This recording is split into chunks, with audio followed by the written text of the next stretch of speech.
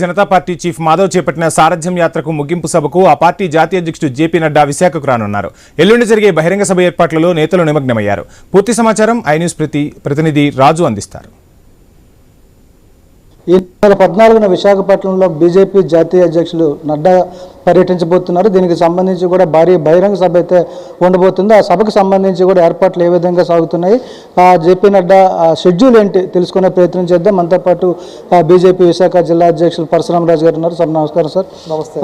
మీ జాతీయ అధ్యక్షులు నడ్డా గారు విశాఖపట్నం పర్యటన ఉండబోతుంది, ఎలా ఉండబోతుంది, ఎన్ని గంటలకి, ఎక్కడ?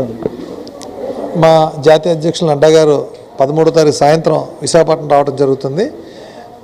మా ప్రీతమ నేత రాష్ట్ర అధ్యక్షులు శ్రీ పివిఎన్ మాధవ్ గారు బాధ్యత చేపట్టిన తర్వాత ప్రతి జిల్లాలో కూడా సారథ్యం అనే కార్యక్రమం పెట్టి అన్ని జిల్లాల్లో కూడా దిగ్విజయంగా యాత్ర ముగించుకున్నారు. చివరగా విశాఖపట్నం యాత్ర పెట్టడం జరిగింది. ఇది 14వ తారీఖు ఏదైతే ఆదివారం విశాఖపట్నం ఇవ్వడం జరిగింది. దానికి ముఖ్య అతిథిగా మా జాతీయ అధ్యక్షులు జేపీ నడ్డా గారు ఇక్కడ దీనికి రావడం జరుగుతుంది. ఉదయం 10 గంటలకి రైల్వే గ్రౌండ్స్, ఎక్కడైతే రైల్వే స్టేషన్ దగ్గర ఉన్న రైల్వే గ్రౌండ్స్ ఉందో ఆ రైల్వే గ్రౌండ్స్లో 10 గంటల నుంచి 1 గంట వరకు మీటింగ్ ఉంటుంది. మీటింగ్ తర్వాత ఫాలోడ్ బై లంచ్ ఉంటుంది. ఈ సారథ్యం అనే కార్యక్రమంలో మా రాష్ట్ర అధ్యక్షులు ప్రతి జిల్లాకి వెళ్ళి అక్కడ చాయ్పై చర్చ అని చెప్పి అక్కడ ఉన్న లోకల్ నాయకులతోటి అలాగే సామాన్య ప్రజలతో మమేకమవుతూ అలాగే అక్కడ అధ్యక్షులు మీటింగ్ పెట్టుతూ అలాగే కార్యకర్తల్ని మోటివేట్ చేసే విధంగా ప్రోగ్రామ్స్ పెడుతూ ప్రతి జిల్లాలో ఒక కంప్లీట్ మార్నింగ్ 6 నుంచి నైట్ 10 వరకు మొత్తం ప్రజలతోటి అలాగే కార్యకర్తలతో గడిపే కార్యక్రమం పెట్టారు, సారథ్యం అని. ఆ సారథ్యానికి ఫస్ట్ ఏదైతే సారథ్యం ఉందో ఆ సారథ్యం అంటే సారథ్యం కంప్లీట్ కాదు, ఆ సారథ్యంలో ఉన్న భాగంగా లాస్ట్గా విశాఖపట్నం జిల్లాకి మాకు ఈ కార్యక్రమం జరిగింది. ఇది 14వ తారీఖు పెట్టుకుంటున్నాం. అంటే ఈ సారథ్యంలో వచ్చినటువంటి సమస్యలు కావచ్చు, వినతులు కావచ్చు, ఇవన్నీ కూడా జేపీ నడ్డా గారి దృష్టికి తీసుకెళ్లే అవకాశం ఉంది. ఆ రోజు బహిరంగ సభలో ఏం మాట్లాడే అవకాశాలు, అంటే ప్రజల కోసం ఏం మాట్లాడే అవకాశాలు రాష్ట్రానికి కానీ సంబంధించి ఎలా ఉండబోతుంది? సమస్యలు అనేవి రాష్ట్రంలో జరిగాయి కాబట్టి రాష్ట్ర ప్రభుత్వం దృష్టిలో తీసుకెళ్ళి చంద్రబాబు నాయుడు గారితో పవన్ కళ్యాణ్ తోటి మాట్లాడి ఇది క్లియర్ చేయడం జరుగుతుంది. అలాగే జాతీయ సమస్యలు ఉంటే నడ్డా గారితో మాట్లాడడం జరుగుతుంది. భద్రతకు సంబంధించి కానీ షెడ్యూల్ ఏ విధంగా ఉండబోతుంది?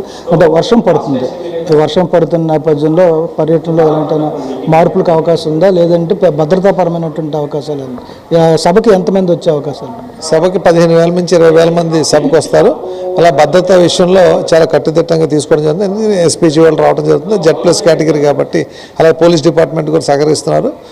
అక్కడ జర్మన్ టెన్స్ వేసాం కాబట్టి ఎక్కడా కూడా వర్షం పడే ఛాన్స్ లేదు కాబట్టి వచ్చిన కార్యకర్తలకి ఏ ఇబ్బంది లేదు. వచ్చే వాళ్ళందరూ కూడా కార్యకర్తలే, మనం డబ్బులు ఇచ్చి మొబిలైజ్ చేసే ప్రోగ్రామ్ కాదు ఇది. కంప్లీట్ అంటే ఉత్తరాంధ్ర నుంచి పిలుస్తున్నారా, లేదంటే ఓన్లీ విశాఖపట్నమా, రాష్ట్రంలో నుంచి ఇతర ప్రాంతాల నుంచి కూడా? ఓన్లీ విశాఖపట్నంలో ఈ ప్రోగ్రామ్ అండి, విశాఖపట్నం నుంచి పిలుస్తున్నాం. Thank you.